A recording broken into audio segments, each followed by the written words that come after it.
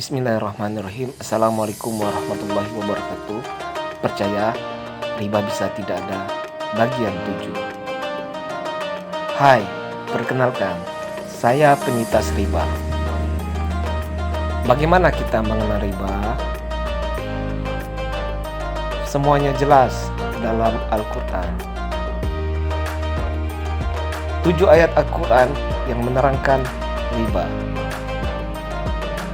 Bagian 7, Ar-Rum ayat 39. A'udzubillahi minasyaitonirrajim.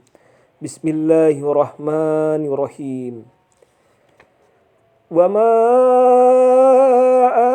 ataitum min riban liyarbuwa fi amwalin nas فلا يربو عند الله وما آتيتم من زكاة تريدون وجه الله faulaika humul mud'ifun.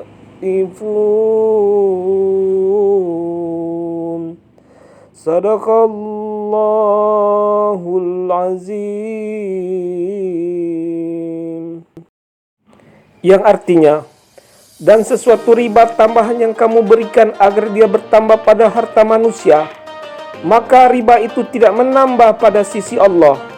Dan apa yang kamu berikan berupa zakat yang kamu maksudkan untuk mencapai keridhaan Allah, maka yang berbuat demikian itulah orang-orang yang melipat gandakan pahalanya. Surat Ar-Rum ayat 39 menerangkan pertama, riba itu tidak bertambah di sisi Allah. Dan bagian kedua menerangkan zakatlah yang dapat bertambah. Sangat jelas surat Ar-Rum ayat 39 ini menjelaskan kondisi saat ini, yang Allah katakan bahwa riba itu tidak menambah sesuatu pun di sisi Allah. Dan ingatlah, kondisi inilah yang dijelaskan oleh Allah jika para ekonom, para menteri-menteri, para gubernur bank sentral yang ingin memberikan pertumbuhan ekonomi dalam pertumbuhan yang lebih baik dengan cara menggunakan teori-teori akar mula riba, yaitu teori Keynesian. Dalam teori Keynesian kita jelas bahwa ada namanya Circle K, perputaran lingkaran setan. Tidak akan pernah ada namanya progres yang sangat besar. Ketika mengalami posisi yang sudah sangat tinggi pada puncaknya, ekonomi akan melambat dan mulai turun kembali, naik. Seperti itulah perputarannya. Tidak pernah mengalami kondisi yang konsisten untuk mengalami pertumbuhan.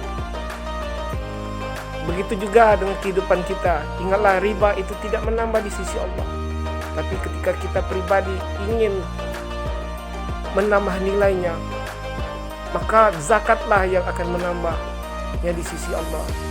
Sedekah akan menambah sisinya di sisi Allah. Itu sangat jelas tentang hal perbuatan kita yang ada di dunia ini akan dibalas langsung oleh Allah ketika kita melakukannya sesuai dengan perintah Allah. Kita harus yakin semua ini adalah yang Allah tentukan dalam kehidupan kita dengan cara yang sesuai dengan aturan tuntunan Nabi Muhammad SAW dan berdasarkan Al-Quran.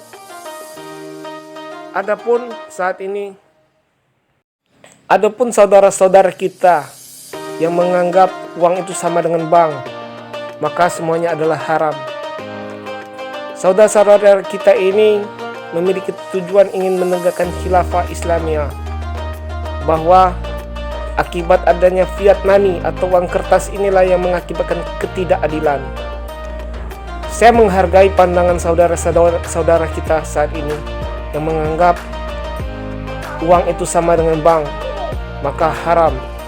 Tujuan mereka mulia, ingin menegakkan khilafah Islamiyah. yaitu pemerintahan secara Islam yang berdasarkan syariat Islam. Namun saya ingin katakan, berawal darinya uang fiat itu karena ada perjanjian di tahun 1976. Di antara tahun 1971 sampai 1976, setelah pasca perang Vietnam, Amerika kalah terhadap Vietnam sehingga harus mengganti kerugian yang diakibatkan perang terhadap negara Prancis. Itulah yang disebut dengan perjanjian peristiwa Bretton Woods.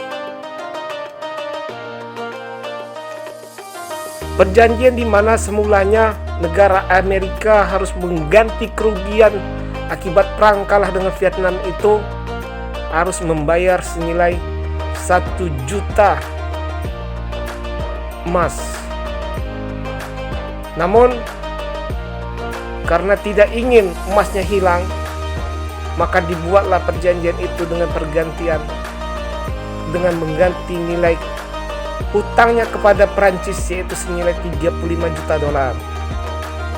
Disinilah transaksi yang mengubah secara keseluruhan terhadap kegiatan-kegiatan yang ada di dunia saat itu.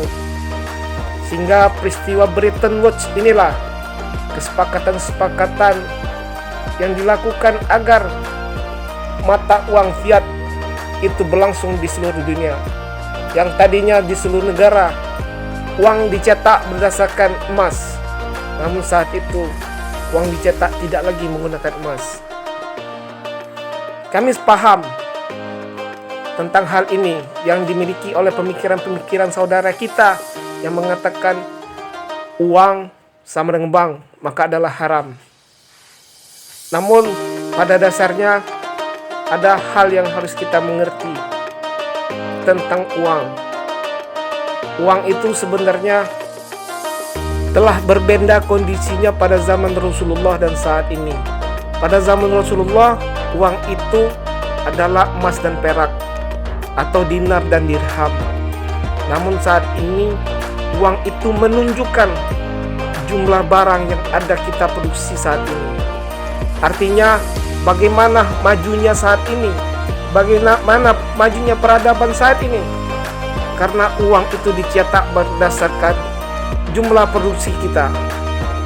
Namun akan berbeda ketika kita menggunakan tolak ukurnya adalah emas dan perak. Sedangkan emas dan perak itu memiliki keterbatasan jumlahnya. Distribusinya akan bermasalah. Saya contohkan seperti ini. Jika saya menggunakan uang kertas, bertransaksi ke Jakarta, dari Bengkulu ke Jakarta, ingin membawa uang senilai 9 miliar, saya cukup menggunakan satu cek, satu kertas saja, yaitu 9 miliar. Itu sangat mudah. Namun berbeda ketika kita akan melakukan kembalikan transaksi itu muamalah kepada dinar dan dirham. Berapa banyak kilogram yang harus kita bawa? Jumlahnya 9 miliar itu. Menurut saya, hemat kami, itu bukan tujuan kita.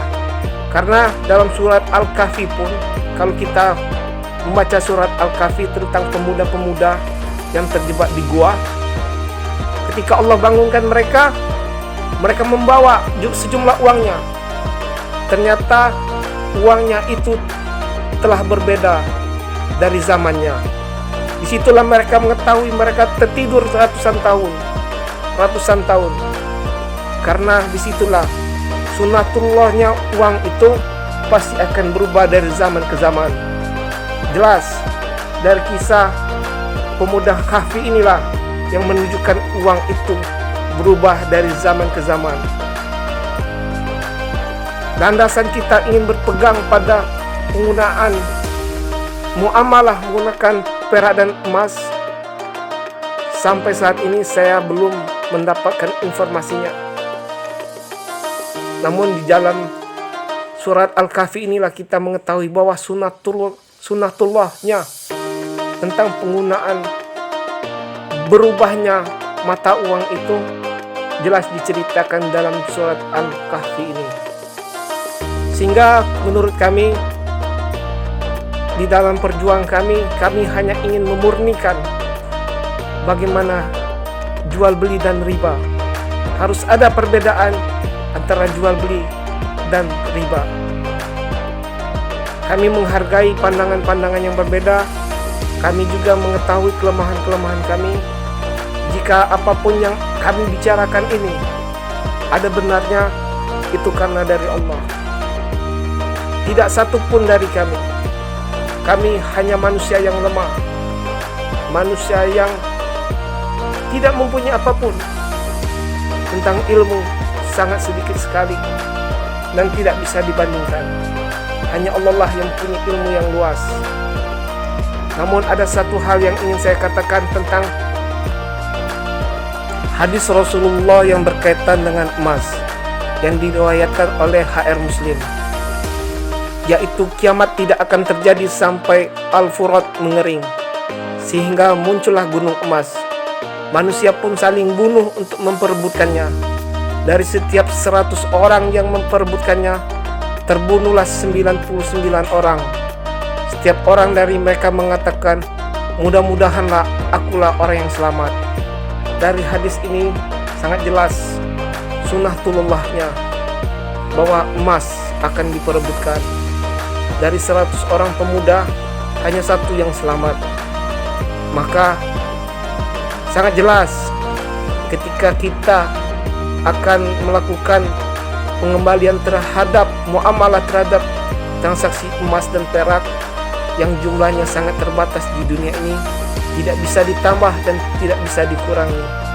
Maka dengan pertumbuhan jumlah manusia yang selalu meningkat, dengan konsistennya jumlah emas dan perak itu, hal inilah akan sunatullah akan terjadi pada tanda-tanda kiamat yang akan terjadi di akhir zaman.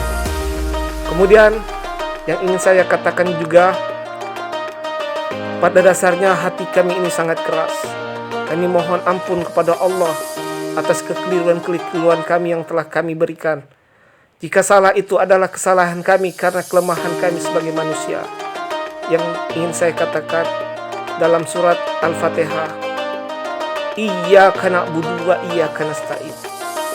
Kami hanya menyembah kepada Allah dan kepadanya lah kami memohon pertolongan. Inilah tujuan kami dalam membuat perjuangan kami, ingin memurnikan apa itu jual beli dan apakah itu riba. Mudah-mudahan semua yang kami buat bermanfaat. Wassalamualaikum warahmatullahi wabarakatuh.